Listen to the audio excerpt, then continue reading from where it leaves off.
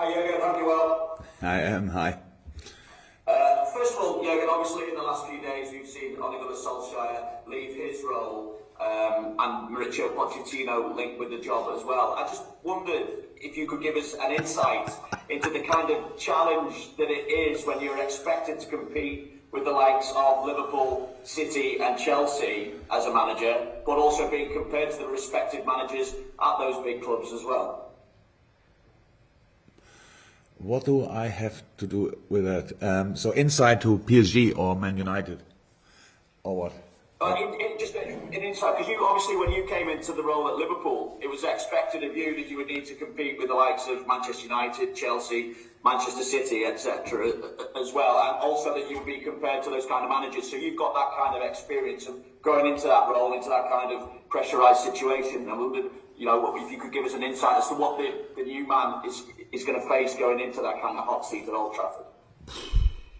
Sorry, Vinny, I'm really not prepared for that question. I didn't think about Man United for a second, and I didn't think about the impact the manager should have or whatever since 6 years since I had to think about these kind of things.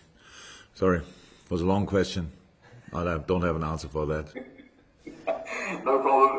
We're looking at the team then. I mean, obviously, is Jordan Henderson ready to start now? How far away is Andy Robertson? And what balance is there that you have to strike between looking after your squad through rotation, but also respecting the integrity of the competition? We always respect the competition, and but we have to think about ourselves and our schedule and the situation of our players first. And Henry, we will see. Yesterday, would say maybe it was not at 100%. So like he can play, he can do pretty much everything, but it's about really being at 100% fit. So I thought when he came on against Arsenal, it was a game just to see the game out and controlling a little bit. It was exactly actually what he had to do from a rehab point of view. So we used these few minutes, but now we have to see. I don't know 100%. Rob was similar. It's both are okay, but are both now ready to play, ready to start with the schedule, with the games coming up. I have to make these decisions. Didn't make the decisions yet, to be honest, because how we all know, in this period of the season, time of the season, medical department has a big hand in lineups, and so we will see that. But whatever lineup we will show tomorrow night, it's only about winning the game and winning this game and winning the next and winning the next and all these kind of things. That's what we are here for, and so. We will see. We know that our opponent will be motivated on the highest level for two main reasons. One is we won there in a way which they didn't like for sure, and on the other hand, it's like that if they win the game tomorrow night, they have a final against Atletico in the last match of the group, and so that's what they wanted. That's clear. So will be a difficult game for us, and I really hope that everybody's at Anfield is. Absolutely, it's best because we only show up tomorrow night because we want to try to win the game, and that's Champions League. You can never take these things for granted, and I hope nobody's doing that. We need to be ready as a whole, all together. We need to be ready to put a proper fight out there, and in the moment I'm pretty positive that we can do that. Thank you. Thank you, Vinny. We go to Ian from TalkSport and then to Carl next from the BBC. Hi Jürgen, how are you? I'm good, how are you? Cool. Can you hear me okay? We can hear you loud and clear, Ian. Fire away. Cool. I'm good. It's kind of two questions in one really. How difficult a game is this to prepare for, because you've already won the group? And secondly, you've scored at least 2 goals in all of your last 15 games in all competitions. So is this the best form any of your teams have ever been in? Let's start with number 2. No, don't think so. But from a goal scoring point of view, maybe it's good. The boys have quality. The boys have desire. The boys are ruthless. All these kind of things. But we don't, as well. Again, we don't take this thing for granted because it's so tricky to create a chance in football on this level. So it's just we have to keep doing that. But we need to find a rhythm, obviously, to between scoring and not conceding and stuff like this. And it's always a challenge, of course, and we try to do that as well. And it's an ongoing process. First part of the question was difficult to prepare. No, the difference is when you sign a contract for LFC as a manager, then pretty much, and as a player, pretty much you have to win all games. Each game you play, everybody expects that, and so it means there's a lot of pressure on your shoulders, and that's a little difference that we don't have to win the game tomorrow, but we want to win the game tomorrow. That's we can show how that looks, to be honest, and I really hope that it gives us the freedom to play, and but keeps the desire to defend and all these kind of things, and that's what we will see tomorrow. We all know in our Champions League history since I'm here, we usually fight until the last second of the last game of the group stage to get somehow through the group. That's this year different, but that's really, it's the only difference. And actually, it's not in my mind, really. But I know it's a difference. It's just we try to win the football game tomorrow night, and hopefully we can do. Thank you, Ian. Okay. I've got all the attendees I can get into the panel now, so there's no point putting your hands up. You can then start putting your hands up again when Tiago is here as our player for the press conference. Carl from the BBC next, and then we'll go to Fernando, who's one of our, I presume, Portuguese journalists who's listening. But Carl from the BBC first. Hello, Jürgen. Hi, Carl.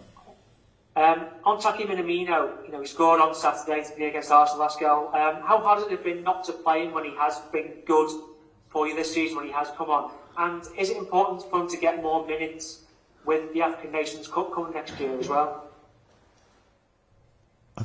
Asian Cup, wow, okay. He played for Japan the last few games because he's in a great shape. That's how it is, and that helps always when you want to start football games for a little club and country. You're better in good shape, and he's in exceptional shape. So we knew that, and that's why it's so important for us. I said it before, or not, maybe not said it, but I knew before the game that Taki is pretty much our first option for changing on 5 positions for the Arsenal game, and that says a lot. And because he can play all these different positions, and when he came on, it was just a wonderful moment. So like 40 odd seconds on a pitch and scoring the goal. From that moment on, you can see his confidence now, which how the confidence grew in the last few months, and how good a player he is. And so really pleased for him, really. And yeah, he will get his minutes definitely. Okay, thank you, Carl. We'll go to Fernando, and we've also got Francisco from Portugal as well. Do we need the headphones, Fernando? Do we need it? Will this be in Portuguese? You're on mute, my friend. If you could take the mute off, and then if you want to ask your question. Fernando, I don't know if our translator can tell Fernando that he needs to take the mute off. Yeah, no problem. Oh, there we are. Well, I'll tell you what, we will come back to Fernando. We will go next to Carl Markham, who's always a wonderful understudy. That's the mute button, the furthest away I ever saw. Yes, indeed. Let's just go to It's Carl a different Markham. room. Fernando, we'll come to you in a second. We're going to go to Carl Markham first. Carl. Hi, again. Carl? No, Do I need it? Yeah, you won't need headphones, you're right, I think. Well, at least I hope you're right. Yeah, I just wondered, the last time you played a Champions League tie where nothing was riding on it, Diogo got injured, was out for 3 months. I wonder how much that's against Midtjylland, I wonder how much that plays on your mind, and people talk about the Champions League victory is worth, quite a lot of money, so you've got to balance that out, but I've seen player welfare takes precedence over everything. Oh, come on, Carl. These kind of things. It's really easy to sit there where you sit, or where all the people who judge us in these moments to sit and say, leave him out. We leave them all out and play with a team which is not a Champions League team. We don't have enough players for that, by the way. And then nobody can get injured. But what the first question was, I think, from Ian. How much we respect the integrity of the competition. So it's so easy to sit in your chair and ask these kind of questions, to be honest. We have to line up a team who has a chance to win the football game, and the Diogo situation was very unlucky. And I hated it, and to make that I made the decision, but would I have done the decision the same again? That's the only question I have to answer. Yes. Again, because you need stability. We cannot play football games like here with this lineup, and next game lineup who has no chance to win a game, and then they bring them back again. The players need rhythm, all these kind of things.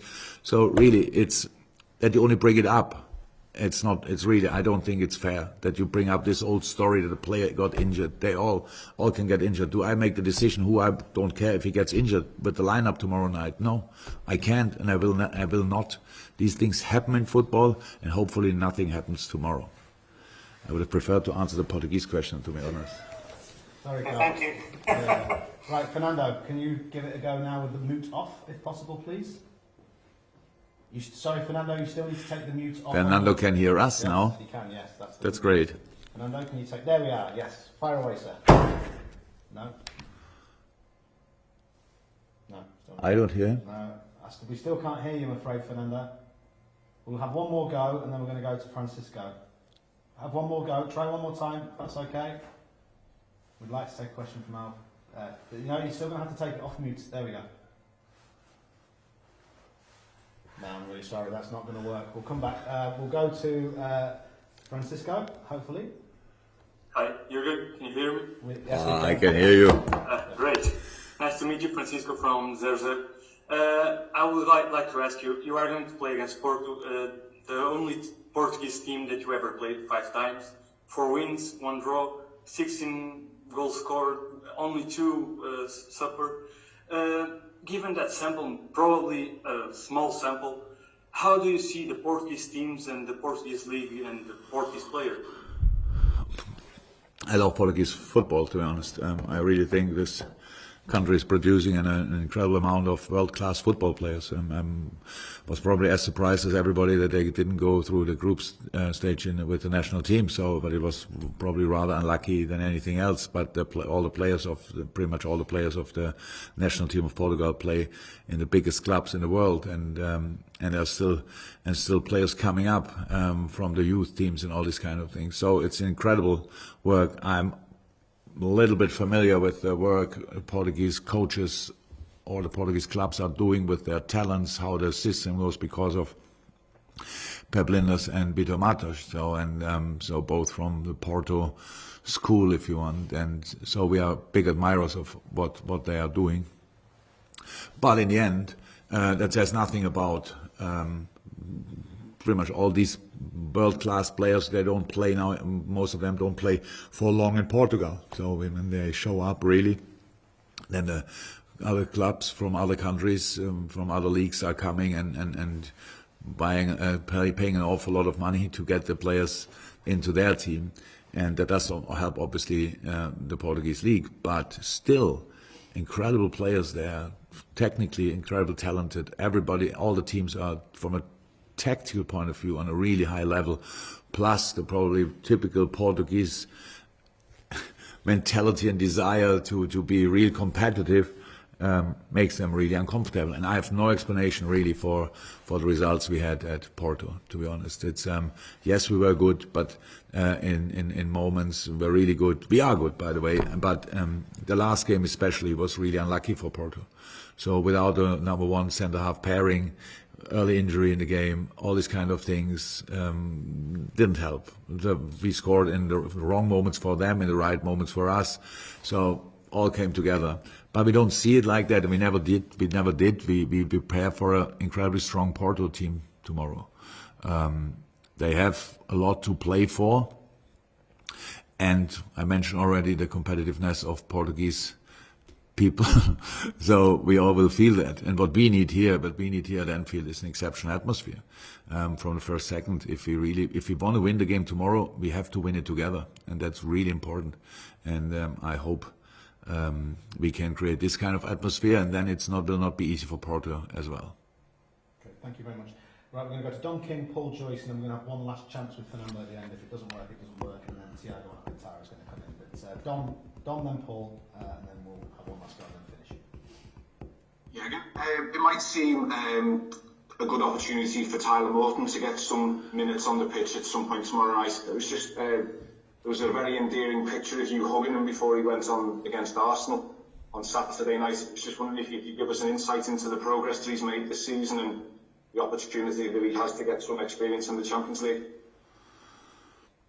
I don't know what will happen tomorrow night, but the progress from Tyler Morton is pretty impressive. So Tyler had the full preseason with us. In the preseason, he was one of all the kids we had in the preseason with us. You could see his technical skills and all these kind of things, but how well educated and well behaved young people are. He was not overly confident, let me say that. He tried to adapt a little bit to what the first team is doing, and that's you could see that. So then we had the game. In the games he was good, not spectacular, but good. And then we had the game against Norwich, where he came on the second half and played a super game, to be honest.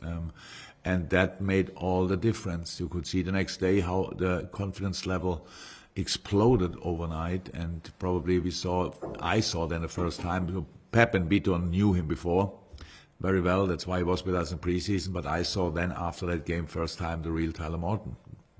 2021. Then he plays the Preston game, obviously.